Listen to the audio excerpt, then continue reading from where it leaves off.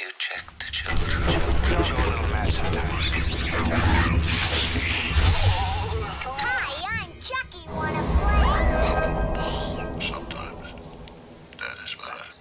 You're gonna need a bigger boat.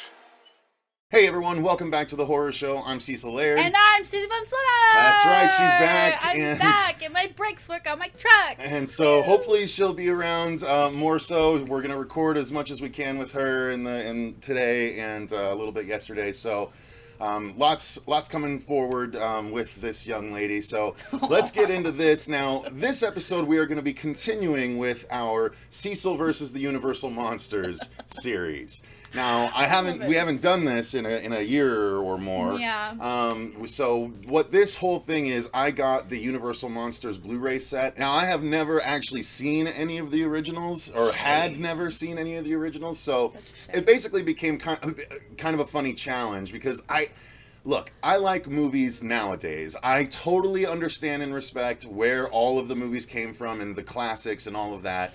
But I haven't necessarily gone back and watched a lot of them. So we have watched Dracula, we have watched Frankenstein. Technically, The Mummy was next, but we didn't get a chance to do that. We'll do it for the next time. So technically, we're moving on to part 4 first, because we're going to be doing the original Invisible Man ahead of the new one that's coming out next week as we record this. So you guys will be seeing this in just a couple of days, but. Let's get into this, Susie. So we didn't do the commentary this time. We're just doing the review. I wish we almost did do the commentary. Yeah, well, it was fun at first, and then it started to get pretty tedious again for me, unfortunately. Here's what I'll say my overall thoughts are. I liked the story of it quite a bit. I never knew that was as basic of a story as it was, but that it was, a scientist conducts an experiment, turns himself invisible, doesn't realize that by doing so, it actually is going to make him mad as well. And so, make him get crazy. Yeah, exactly. So that's the plot of the story, and he just sort of wreaks havoc on this town and a few people in particular for the hour and 15-minute runtime. And it's black and white, and it had some, obviously at the time, groundbreaking effects. They're not bad. I mean, yeah, you have to admit. For the time. Oh, yeah. Those effects. Yeah, they were really pretty cool. good. I can see why he's a monster because of the effects. They played him as a monster, but, otherwise this would really just be more of a thriller than an actual horror movie. But I get it. Sure. But nonetheless, it was still entertaining, although the biggest detractors for me are the actors. A lot of the actors. So we'll get to that. In particular. We'll get to that. So those are my overall thoughts. Susie? Of course, I love the Universal Monsters. I love black and white. I love antique things. I love history. I love all that. So I will watch these movies daily if I could. All of them, I can appreciate the time that they were made. And it's really cool to actually see that, again, the time it was made and the graphics that they had and everything they had to work with. It's actually pretty impressive. When you see it, especially with this one, I was quite impressed. Like, I couldn't remember. I hadn't watched it in a really long time. But it's crazy to see what they could use and, for the time that it was done. But I thought it was great. Again, I wish we had done a commentary with Cecil. I just had one line that I loved, and that was just when he first... Like, the movie opens with a bar on a dark and stormy night, and... The snow the snow and everything, and you can hear the wind howling and he bursts open the door, and all you hear is this and I just couldn't help myself. I was like, is this the windy bar? Yeah. I can hear that it is. And it just made me bust up for the next 5 minutes because it was so pronounced. I couldn't help it. I was having fun with it though, but man, I started to turn when we got introduced to someone. So we touched on the story. So the Invisible Man. As far as how the story played out, I was interested in how that played out. I liked it. I thought that it was a successful, arc to a tale. And actually, as I was thinking about it, ultimately, once we're done with these, I do want to do the series of how I would remake each one of them, just to have some fun. This one, off the top of my head, I might not change that much of the structure, because I really enjoyed the actual plot and the structure of it. It would just need to be done a little bit, tighter and a little bit better with more put into it. But the structure is solid on this one. So I think I would probably stick to a similar one. We'll see. I'll think on it some more before I do all that, obviously. But yeah, story-wise, I was happy with how it played out. Obviously, you are too. Oh, I'm actually pretty shocked that you are happy with it. Yeah, well, it's simple but effective. So I think some movies, those are the best kind. So. As far as the acting, though, I did like Claude Rains. He was great, and he was kind of over the top, but that's what I liked about it. He was truly like a mad scientist kind of character from olden movies. We don't really see that much anymore. They're always played down. With that mid-Atlantic accent. Yeah. I'll show all those fools. Yeah. But yeah, so I thought he did a great job. A couple people were okay. But man, like his main target towards the end, that I didn't realize that must have been, so many things have parodied that, where a killer tells his victim, this time tomorrow you're going to be dead no matter where you go, no matter what you do. Oh, yeah, and the plot, like, they did everything they could, but he still managed to get there. And I was like, oh, you know what? That really makes sense that it's an Invisible Man story that does that originally. So I thought that was really great. Sorry, guys, my allergies are killing me and my nose is itchy as a result of it. It's from all the glitter. Is that what it is? I just want them to know it's not because of the crack. I don't have a crack body, unfortunately. So that brings us to the stuff that the actors that I wasn't a big fan of. First off, not the worst, but first was the cop, man. The first cop was like, "What's all this then?" What's all this? Yeah, it was so.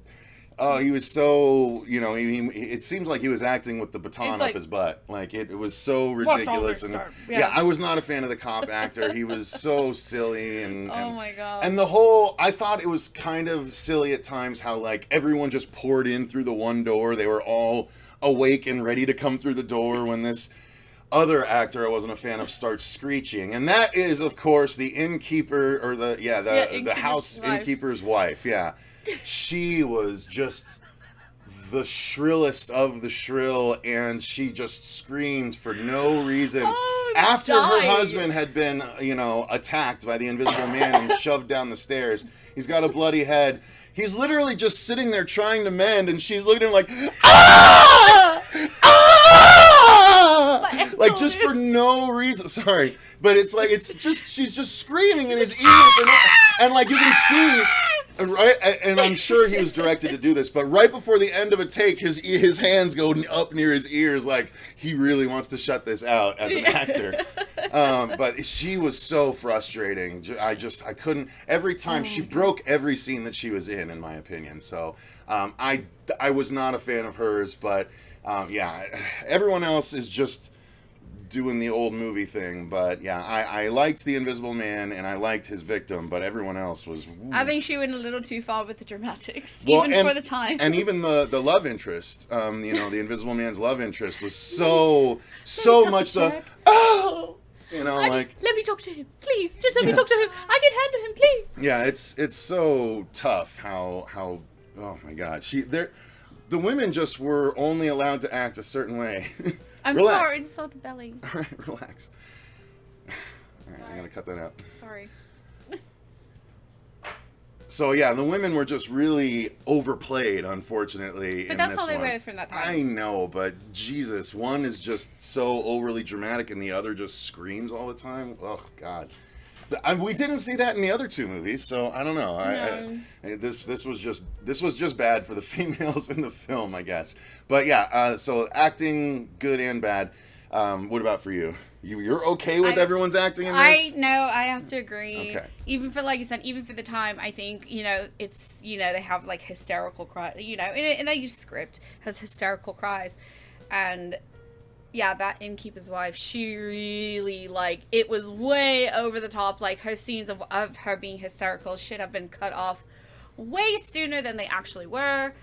Like, with the actors, they just go until, like, someone says cut or whatever, but I think that was too much. Mm-hmm. But I mean, the girl for the time, I think it was very appropriate for the time of how she was. That's how they acted. That's how they were. Just let me talk to him, Jack. Please, let's go away. Yeah.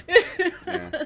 Sound design. The sound design is starting to evolve at this point. This is the fourth.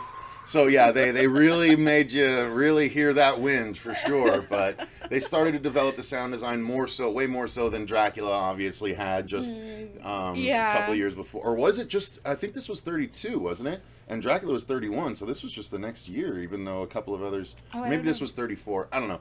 One of those. It's pretty soon after Dracula, and they're already developing the sound design and everything. So I'm digging seeing that evolve. You know. Yeah. But still, not a whole lot to write home about, and not really much by way of music undertones or anything like that. Yeah. But nonetheless, still very. I mean, they were there, but they were very old school touches. But there we go. It was still good. Finally, the effects, like we said, they were great for the time. Today, you can see I'm not even sure the techniques. I want to say rotoscoping or getting just cutting him out of certain frames and stuff like that. I'm not sure, frankly, how they did it. So that's nice to say that, all these, almost a century later. When he's just I still can't say right off the bat how they did that, but when he's just when he was just in the clothing or when he's just in the pants and he's just, I can't do it right now, but he's like skipping along and you just see the pants just like skipping along. That was pretty funny to me too. The woman running across down the street. And it's just pants just like skipping along. Yeah, I thought that was funny. So yeah, the effects were great, obviously, considering it's a movie from the 30s. So I gotta say, those definitely, they're not the same as today's standards, but from being made almost a century ago, it's pretty amazing. Yeah. So, I mean, I think that's as much as we can say about this one as we should. Now, this is a lead up to the new Invisible Man. Hopefully, you'll be able to go watch it with us because.